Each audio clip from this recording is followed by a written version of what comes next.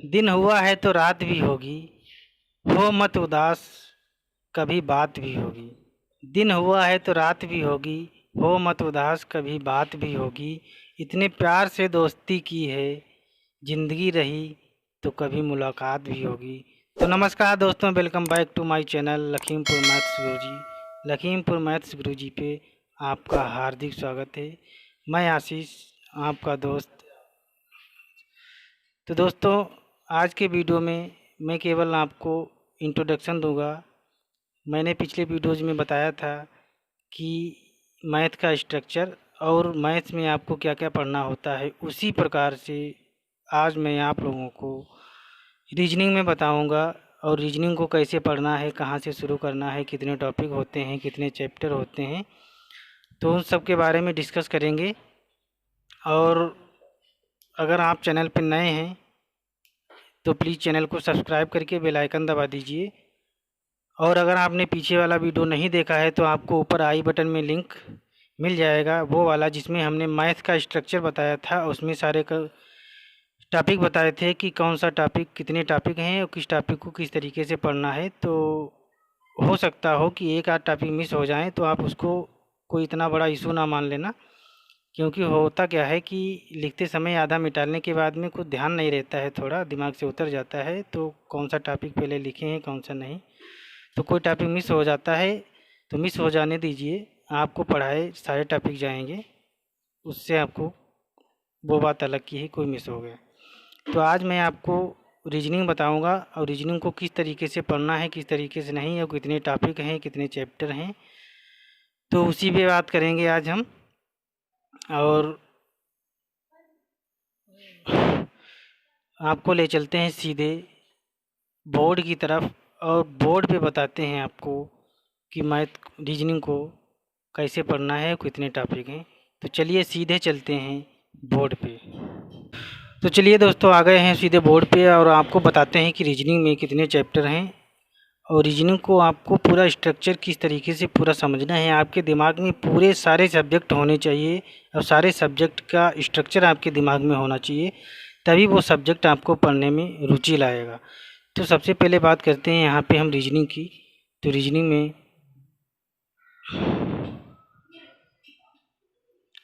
ये रहा आपका एक सब्जेक्ट जो कि सारे कम्पिटिटिव एग्ज़ाम्स में पूछा जाने वाला सब्जेक्ट है।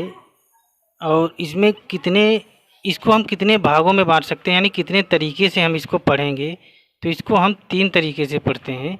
बेसिकली पढ़ते 2 ही तरीके से हैं, 2 भागों में बांटते हैं, लेकिन हम कितने भागों में बांटते हैं इसको पढ़ने के लिए, थोड़ा इजी बनाने के लिए 3 भागों में। जैसे नंबर 1 पे अगर बात करें तो आपकी जो रीजनिंग आ जाती है वो कौन सी रीजनिंग होती है, इसको बोला जाता है भाषिक रीजनिंग। यानी इंग्लिश में अगर बात करें तो इसको बोलते हैं वर्बल। नंबर 2 पे अगर बात करें तो ये आ जाता है आपका आभाषिक रीजनिंग, यानी इसको बोला जाता है नॉन वर्बल।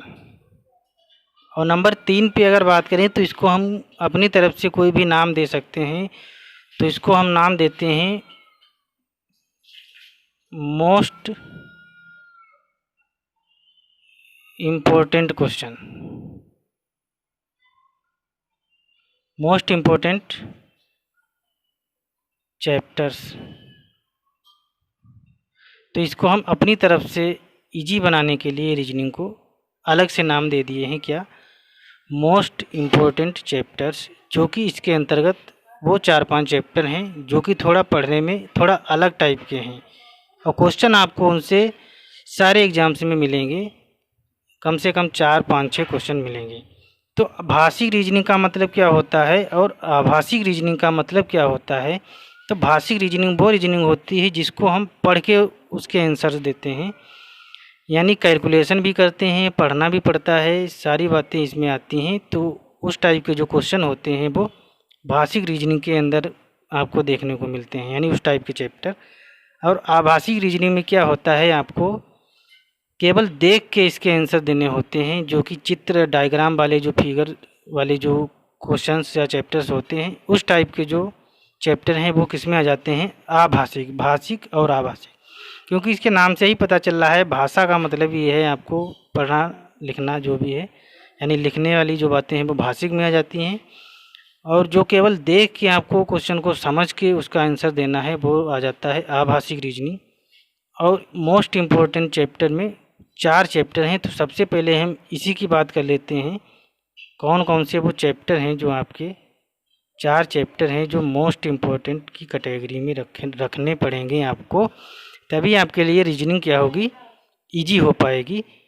और रीजनिंग एक बार अगर आपने पूरा कोर्स ख़त्म कर लिया तो क्या होगा, आपको भविष्य में कभी भी आपको कोर्स दोबारा से पढ़ना नहीं पड़ेगा। पूरा क्या करना होगा, केवल आपको रिवीजन करना है और प्रैक्टिस करनी है क्वेश्चन की। ज़्यादा से ज़्यादा क्वेश्चन की प्रैक्टिस करेंगे उतनी ही ज़्यादा आपकी रीजनिंग आएगी। और रीजनिंग मैथ जिसको आती है उसके लिए रीजनिंग और ज़्यादा बहुत ज़्यादा आसान हो जाता है समझना।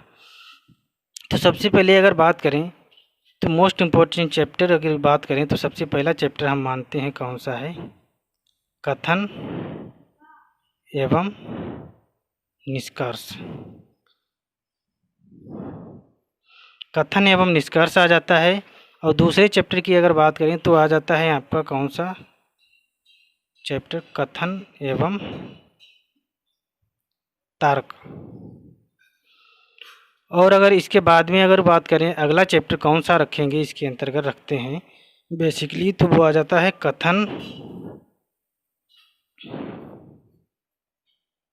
एवं पूर्व अवधारणाएं। पूर्व अवधारणाएं, कथन एवं पूर्व अवधारणाएं। और अगर इसके बाद में अगर बात करें तो अगला चैप्टर वो कौन सा आ जाता है, तो वो होता है आपका एक चैप्टर न्याय निगमन। न्याय निगमन।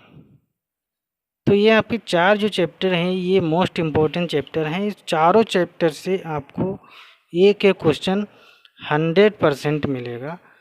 ये आप बात लिख के रख सकते हैं अभी से। तो इन चैप्टर को थोड़ा अलग हट के पढ़ना होगा, इसीलिए हमने अलग हट के लिखा भी है, इनको अलग बांट दिया, इनकी एक कैटेगरी बना दी है। तो कौन सी कैटेगरी है, मोस्ट इम्पोर्टेंट चैप्टर्स। देखिए लिखते समय हो सकता हो कि स्पेलिंग बाई चांस कहीं पे कोई भी अक्षर छूट जाए, तो उसको इतना दिमाग में ना लेना, क्योंकि हम जो बोलते हैं प्रोनाउंसिएशन आप सुनिए और जो लिखा है उस पर भी ध्यान रखिए, लेकिन थोड़ा इतना इशू ना मानिए उसको।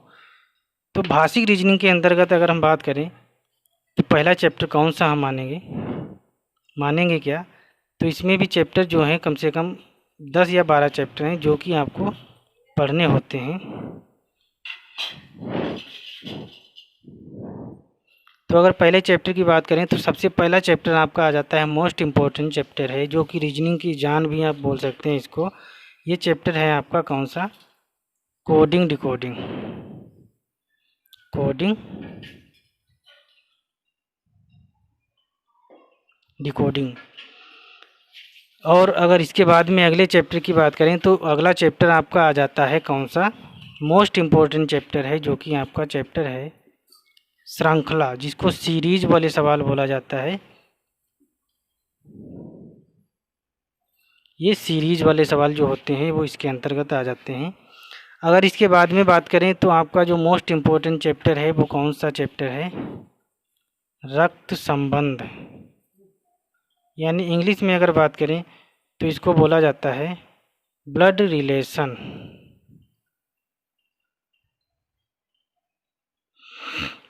Blood relation.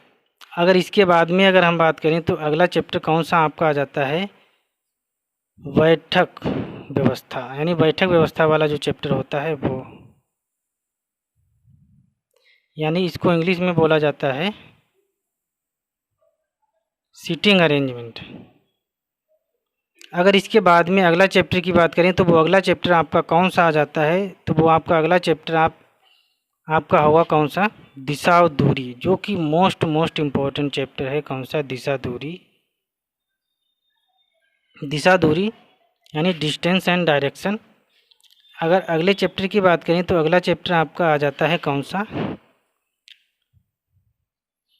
लुप्त पदों को भरना।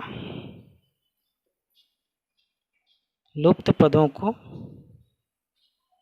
भरना ये चैप्टर आ जाता है। तो ये 6 चैप्टर आपके हुए भाषिक रीजनिंग में। और आगे बात करते हैं इसके बाद अगला चैप्टर कौन सा आएगा। तो इतना ये मिटाल रहे हैं। आई होप आपने ये नोट कर लिया होगा। तो प्लीज़ अगर नहीं नोट किए हो तो इसको नोट कर लीजिए। ये हमेशा आपके काम में आने वाली चीज़ है जो कि हमने इस तरीके से आपको बताया है। तो आप इसी तरीके से अपनी कॉपी में भी अपने नोट्स में भी इसको लिखिएगा। इससे क्या होता है, पढ़ना आसान हो जाता है।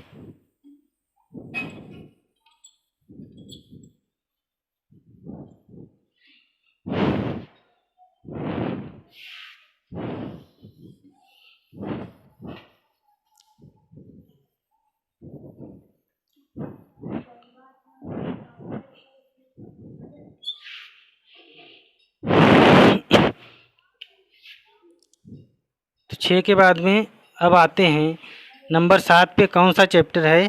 तो नंबर 7 पे आपका आ जाता है एक चैप्टर आपका जो है दोनों में पूछा जाता है, मैथ और रीजनिंग दोनों में, जो कि चैप्टर है आपका आयु पर आधारित सवाल।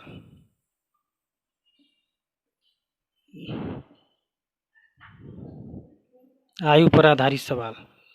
अगर इसके बाद में बात करें तो आपका कौन सा चैप्टर आ जाता है, जिसे मोस्ट इम्पोर्टेंट चैप्टर, इससे एक क्वेश्चन मिलता है आपको जो कि है घड़ी। इसके बाद में अगर बात करें तो इससे भी आपको क्वेश्चन मिलने की संभावना ज़्यादातर रहती है। वो चैप्टर है आपका कैलेंडर। और इसके बाद में अगर एक दो चैप्टर जो रह रहे हैं वो कौन से चैप्टर हैं आपके, तो वो चैप्टर आपके कौन से हैं।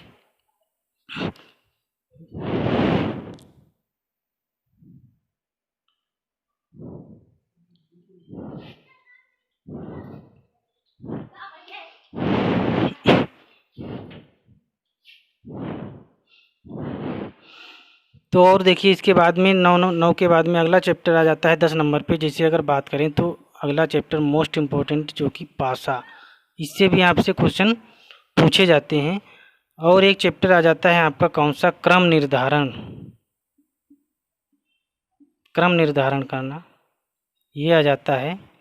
और इसके बाद में एक दो चैप्टर छूट रहे हैं जो कि कौन से हैं। जैसे एक आ जाता है आपका वर्गीकरण। और अगर बात करें इसके आगे तो कौन सा चैप्टर आप लेंगे, तो वो चैप्टर आपका है जो कि मोस्ट इम्पोर्टेंट चैप्टर है। वो आपका चैप्टर कौन सा रह जाता है, एक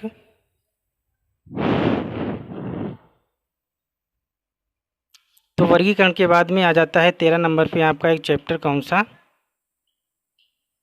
वेन आरेख। तो हमने आपको भाषिक रीजनिंग के अंतर्गत ये इतने चैप्टर बताए हैं जो आपको पढ़ने हैं। तो ये क्रम कोई ज़रूरी नहीं कि आपको इसी क्रम में पढ़ना है। आप किसी भी चैप्टर को पहले ले सकते हैं, बाद में ले सकते हैं, ये आप पे डिपेंड करता है। बाकी हम जो है कल से शुरू करेंगे, अगले अगले वीडियो से आपके लिए एक चैप्टर लेके आएंगे जो कि अभी हम बताएंगे आपको कौन सा चैप्टर कहाँ से शुरू करेंगे।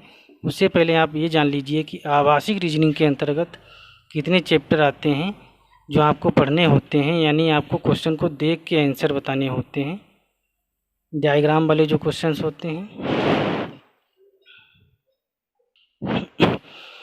तो आ जाते हैं आभाषिक रीजनिंग के अंतर्गत कितने चैप्टर हैं वो आपको बता देते हैं, फटाफट नोट कर लीजिए। जैसे पहला क्वेश्चन चैप्टर की अगर बात करें तो ये आपका आ जाता है एक सादृश्यता परीक्षण।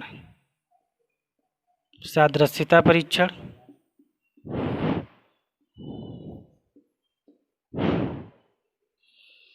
दूसरा चैप्टर आ जाता है आपका वर्गीकरण। देखिए ये आपके भाषिक और आभाषिक दोनों में है। वहाँ पे ऐसे क्वेश्चन होते हैं जो आपको पढ़ के आंसर देने होते हैं लगा के, यहाँ पे केवल आपको डायग्राम देखना होता है। उसके बाद में आकृति गिनना।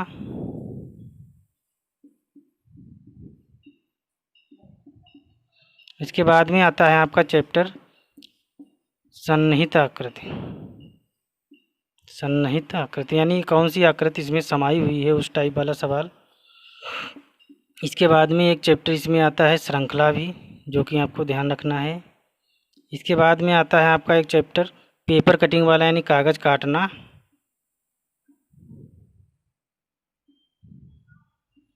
और उसको मोड़ना।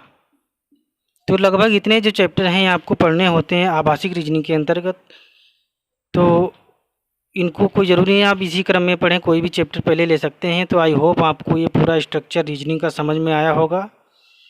और अगर आप चैनल पे नए हैं तो चैनल को सब्सक्राइब करिए और चैनल को तो आई होप आपको ये रीजनिंग का स्ट्रक्चर समझ में आया होगा और आपने अपनी कॉपी में नोट डाउन भी कर लिया होगा। तो रीजनिंग को पढ़ने से पहले आपको इतना नोट करना है और ये आपके दिमाग में हमेशा रहना चाहिए। आपको सारे चैप्टर पता होने चाहिए कि कितने चैप्टर हैं, रीजनिंग को किस तरीके से कितने भागों में बांट के पढ़ना है आपको। तो ये हमेशा ध्यान रखना है। और बाई चांस अगर कोई चैप्टर छूटा हो, मिस हो गया हो, तो आप उसको इतना इशू ना बनाना, वो भी चैप्टर पढ़ाया जाएगा।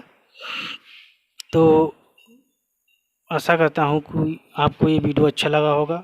अगर पसंद आया हो तो इसे लाइक करिए, दोस्तों के साथ शेयर करिए।